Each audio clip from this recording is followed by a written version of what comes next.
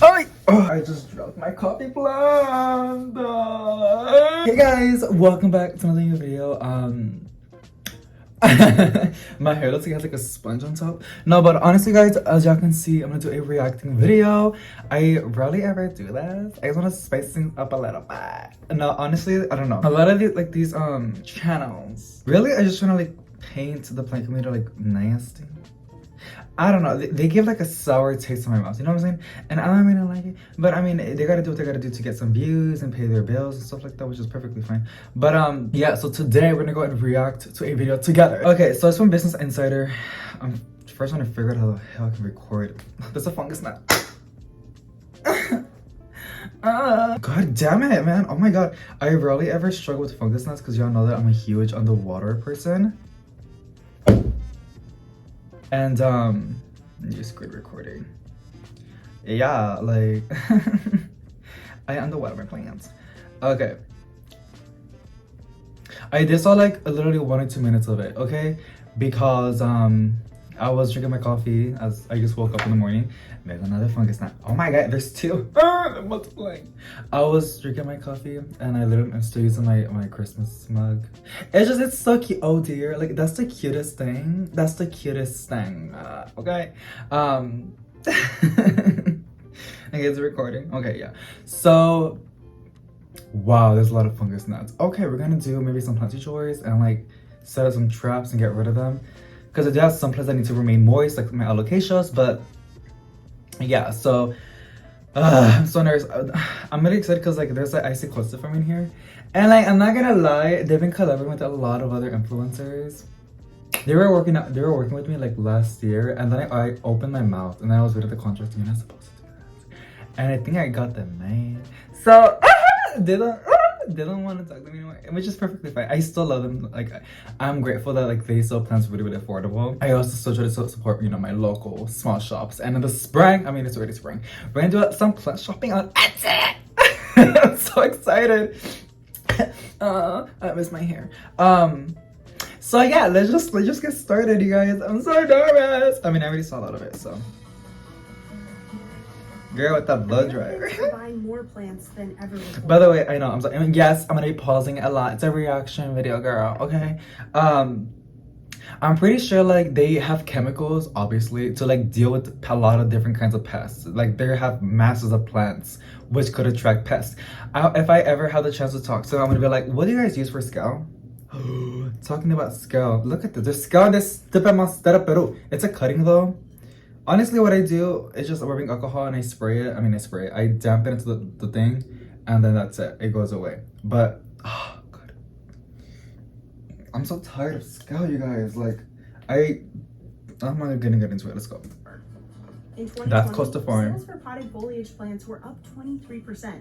And a year later, the plant growing industry was worth $16 billion. What's behind the growing interest in things that grow? Yes. Thousands of social media influencers sharing their collections and touting the health benefits Plant of talk. these plants. Again, yes, it's a reaction video, girl. If you want to see the video without me nagging and just me talking, it will be linked down below, so you can go and check it out too. Influencers like Summer. I personally bought she's like such a mom, $39, like a tia. pretty expensive at the time. Now you get a small plant like this for hundreds and hundreds of dollars. A company sent me that plant, and I didn't really know, because you know me, I'm not really into, I mean, I appreciate a rare, uncommon plant. I love them as much. I'm not as fascinated as other people, which is it's not a bad thing. But a company sent me that one, if you guys saw my channel, an unboxing video, and I have that exact one, and when she said like they're worth $100, I'm like, wait, what? I have mine in the bathroom. I will give you guys an update on the shipment. It came from Indonesia. I think I said that incorrectly, but I will have a video very soon. I'll give you guys a quick little update on those plants. I think some didn't make it. One didn't make it, and surprise, surprise, it was alocasia. But everything else looks really good. Oh, my eyeballs. Okay. But nearly half of all the houseplants grown in the... Those 2 plants are like literally my favorite. They're both agluminias. This is called Chinese Evergreen Silver Bay, and the other one, I'm not that sure. But they're really beautiful to have, you guys. They're very common, but there's a reason why. They're just so beautiful. US, die at some point along the supply. That's urban jungle. And that's all those trunks, you guys. I'm sorry. Like, I'm just so. I don't know why. Like, maybe I'm so mature a little bit. I don't know. Maybe it's a gaming. I don't know. It's just so cute and short and like thick. It's so cute. And the pot. That's actually from Life Trends. I get confused. Urban jungle, Life Trends. But then like they're the same thing. Okay. But yeah. I've gone to many big box stores, and those plants are in sad condition. These are living products after all.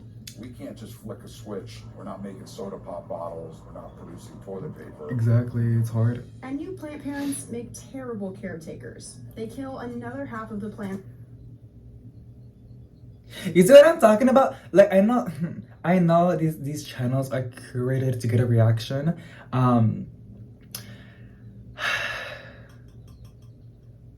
I mean, they're doing what they're getting paid for, pero ay, Dios mío, like, why you gotta say it like that? You don't gotta say it like that, like. Plants they take home, according to one study. But what she said is like 50% of the plants that we take home die from one study. Because I kept pausing it. I just wanted to like say what she said. If you didn't hear it, wait. So as demand increases, so does the amount of waste the houseplant industry creates. But it decomposes, mama. It's the plastic stuff, but I'm pretty sure they can like, they can fix that. They can fix that. Be as much as 7 or 8 years. I know that I got goosebumps, y'all. Now he is the head of the heads. Okay, from Costa. Yo boy, they hear research, Miss Girl. There was somebody else, but I think he left. But he's there and he's been there for years. The amount of videos, I don't know why I'm so obsessed with Costa Farm. Like, I don't know.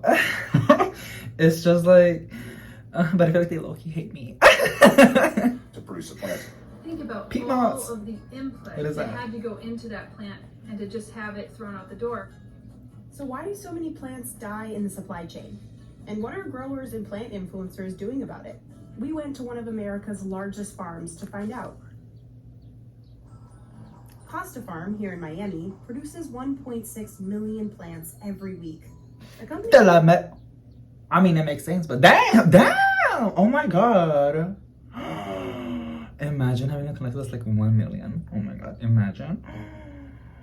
Oh, I just know. Like, walking to those facilities, like the fresh air, the pure of it all.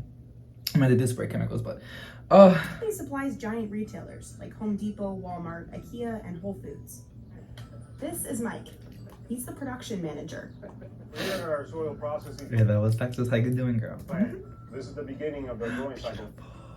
Mike makes a living keeping plants healthy. That's the main goal. Keep it alive. But at this scale, that's not always easy. Costa has to maintain the perfect ratio of light, water, temperature, and food. We can only deal with the natural factors. Every grower will lose some plants along the way. That's what the industry calls shrinkage. But Costa has taken steps to minimize it. It all starts with this potting mix. Costa uses coconut coir, which comes from the I saw that. I kept calling it pima. Isn't that the same shit? It looks the same to me. Okay. Oh, it's cocoa fiber. fibrous middle part of the fruit. Nosotros recibimos el coco de la India, casi todo viene de Sri Lanka. This is a more sustainable alternative than peat moss, which releases carbon dioxide when harvested and takes a long time to grow back. Wow. We're just talking about millimeters or fractions of millimeters of growth a year. After the coconut coir arrives at Costa, these machines rehydrate it. It's then ground and mixed with wood fibers. This machine drops the soil mixture and fertilizer into pots. Workers gently flatten the soil by hand to an even spread.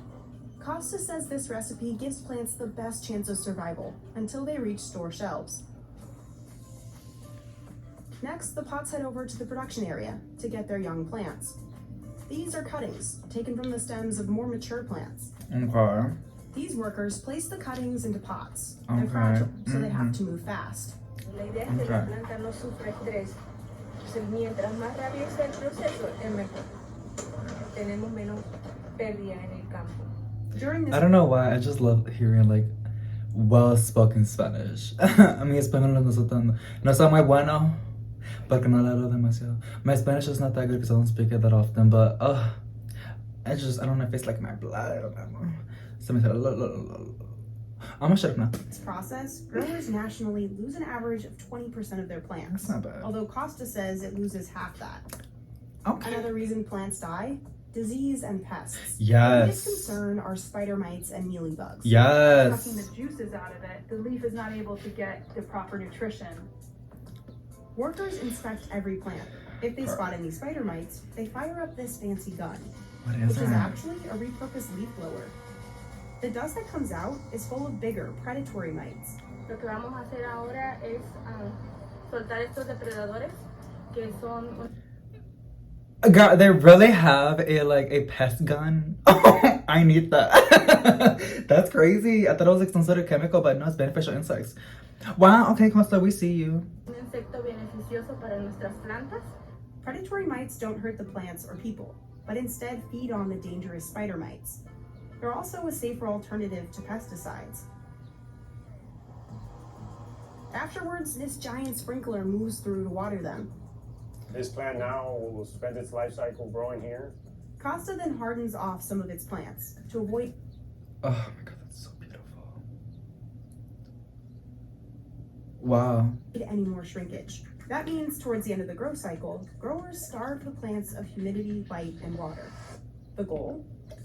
To mimic conditions indoors. And then that plant will toughen up Finish my and we'll coffee. feel like we have more of a green thumb because we'll have been able to care for that plant better. Stop, Send Summer. one more Don't inspection. expose One us. worker places plants in the belt, another inspects the quality, removing any dead leaves.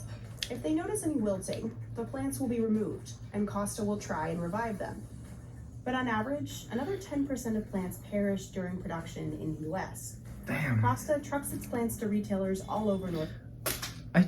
As a person that does a lot of plant shopping, seeing this little thing like the plants on top in the boxes, girl, oh my god!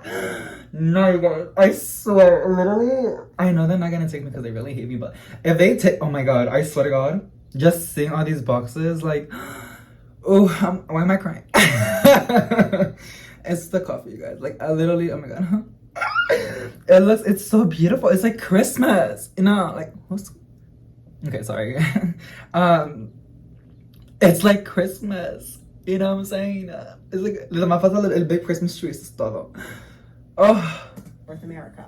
Some are sold online, purr. but the shrinkage continues in the store. It's estimated about 10% of plants don't make it out. The big box stores, they don't tend to have horticulturists on staff. They just have people that may or may not water things. I don't know about you, but I've gone to many big box stores and those plants are in sad condition. Yeah. Think wilted or yellowing leaves or rotted roots. So when we look at the tomatoes and the bananas and everything, we look for bruises. Is it really ripe enough? And so we need to look at plants even more that way. But the biggest plant murderers are Cats. consumers. Oh. You haven't Oh yeah, but why is she saying it like that? Like, like I'm gonna fight her. Oh my god, I don't know why she's saying that. grown a plant unless you killed it 3 times. One survey found new gardeners kill 70% of their plants. Even experienced ones kill about 1/3 of what they grow. That's what we make our money, but hey, let's not say that, right? So folks, when they get plants, they tend to love them so much, they may over care for them and they may not be so successful. So out of 10 houseplants, only 3 will survive a significant amount of time. Oh my god, literally though. This was like such a little dark documentary for the In plants. a customer's home. This is from Costa. She's still here. It's one of my best looking ones, to be honest. And I still have a lot of other ones too, but I think it's this. Oh my god, I was gonna cuss. Lord have mercy. This thing has mealybugs. Honestly, guys, I'm planning on moving out very soon with my lease ends. Like in 8 months. I know, very long time, but hey, these things are going by really fast.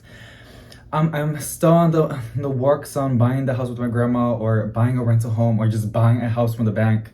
I'm not gonna get way into it, but your boy's gonna put all these plants in a greenhouse, okay? And I'm gonna release lacewings and ladybugs in sessions, to like clean my plants thoroughly, and then I'm gonna take in what I want, and then anything else I will sell. I just live in the greenhouse. I'm gonna figure it out, but yeah, cause like these scale and mealybugs and spider mites really got me effed up. It's just I know it's the process of owning plants, which is why it's smart to like not have so many, because it's easier to control, but it's my job. That's what I tell myself all the time. But I love having plants, you guys. I love having my plants around. I love them so much. Like having in a jungle fills our souls. But sometimes it can be a little bit draining and demanding, and I'm getting one of those episodes of like I get depression episodes. So I'm just like so sad and so overwhelmed, which is normal and it happens. And what I do, to be honest, I either if the plants really pissing me off, I'm gonna just throw it away. I mean, vale. And a lot, I try my best to give plants away on Facebook Marketplace. A lot of the time, I just give it to my mom or to my grandma. But yeah, and a lot of these bugs, you guys, when I was in the rental home, I didn't really deal with them. You know why? Because when I saw them, I was able to like get the water hose with really good pressure and wash off the foliage. That's a really great way to do it. I would water the plants. It was just so much easier. Oh, the sun's getting in my face. And also, I would spray the heck out of it with some neem oil or stuff that I had in hand. I would also use dish soap as well. So, but I live in apartments and I'm on the 3rd floor. It's very, really difficult. The water pressure is not the best. I do my best to like build up the pressure. Like I have it's like a way to like make the water shoot out more. I have like a little thing that makes it even more pressurized. But you gotta be washing those off. When I was over there and I had like mealybugs on my plants, I would first of all separate from my collection. And then every day, I'll wash off the foliage. Every single day. And after a week, I never saw anything. Same thing with aphids. I live in apartments and it's a lot harder. Maybe I'm making excuses, but it is a lot easier when you have a water hose and you can like separate these plants outside. And they actually grow a lot faster and do a lot better. And I don't know what it is, but when I had it in the rental home, the dealing with pests was so easy. And I live in apartments, it's like in a cage with these plants, which I kind of like. But it gets harder. It gets harder to like treat these goddamn things. But it's a process. It's the life of owning plants. Also, Costa Farm, if you, I don't know, I think they're watching, but it would be great if they can like sell us, you know, specific like chemicals or like not organic chemicals, whatever they want to call it. The big box stores. How to deal, like, to get rid of scale or mealybugs or spider mites or like individual. First of all, that's an amazing product. Second of all, I would buy those products. Third of all, it's not live, so you can actually stack it like toilet paper or like soda pops, like you were saying.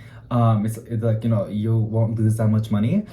And also, like, we need that if you want your customers. Maybe they're okay with people killing plants because they go back and buy more plants, which makes them more money. But it would be nice if like they can like sell us like packages or some sort of company. Please come up with that. I know there's some companies that do that, but the product is not the best. Okay, let's continue. I'm sorry.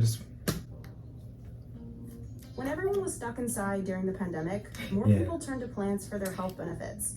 And there's actually science to back that up.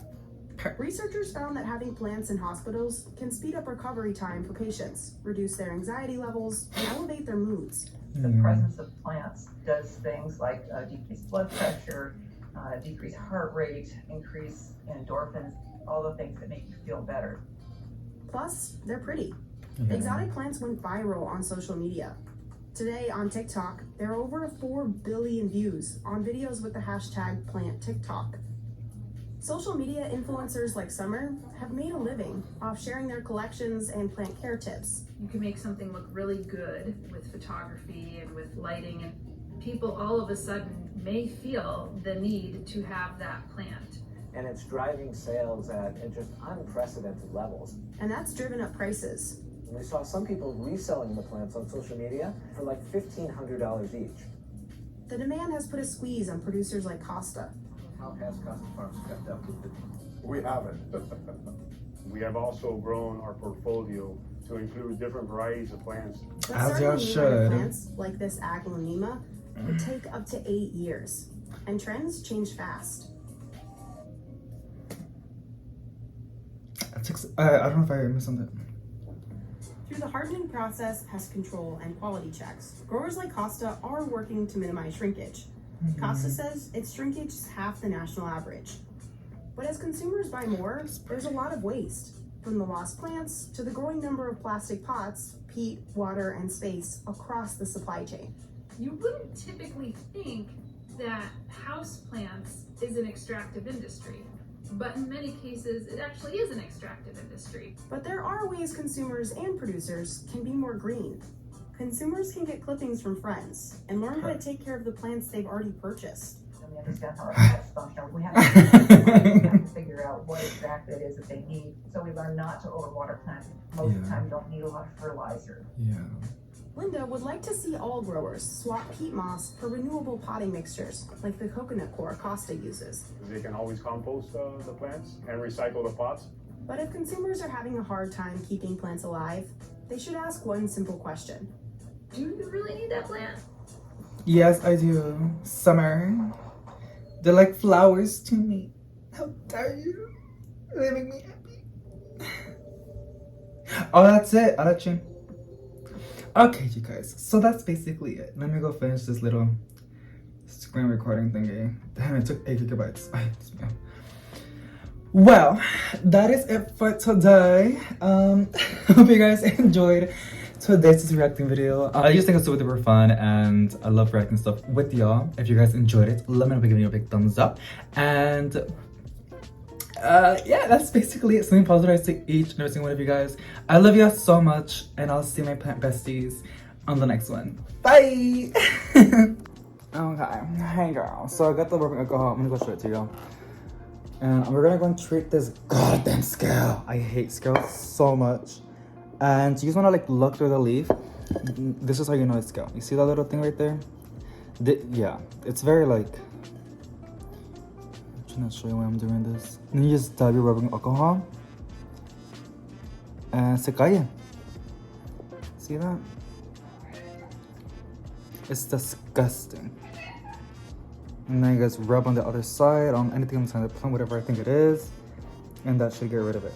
Now this is just a monstera puro cutting. The reason why I'm doing this, I don't know, honestly you guys don't know that I love propagating plants. And this one, it actually did rooted. I have more monstera puros that are rooting as well. And I don't know what I'm gonna do with them. I might do a giveaway maybe, I don't know. A lot of times I just give it to my mom, the cuttings that I do, because she gives them to friends as well. So yeah, but it's just one, honestly, I could have just thrown it away. But it's very special to me, and I don't know, like I don't want to give up on this girlie. She's really, really cute, and I think the one leaf is such a vibe. And a terracotta pot, that would be so cute. I'm using a Maximiles cash pot. We love them so much. But yeah, that's how I got rid of the scale. And I just want to show you guys that little thing. It's in a little laundry room. Alrighty, bye guys.